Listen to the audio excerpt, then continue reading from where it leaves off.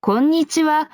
このチャンネルでは、日本の文化や食べ物、習慣について学びながら、日本語の勉強をしていくことができます。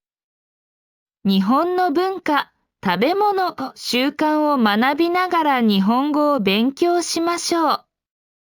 日本に行った時に少しでも日本語が話せたらいいなって思う方も多いと思います。日本語を学ぶことは楽しいですが、もっと楽しく学ぶためには、実際に日本の生活や文化を知ることがとても大切です。この動画では、日本語を使ってわかりやすく説明しますので、ぜひ一緒に勉強しましょう。このチャンネルは日本人が管理しています。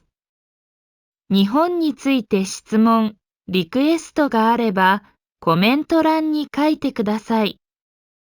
必ず返信します。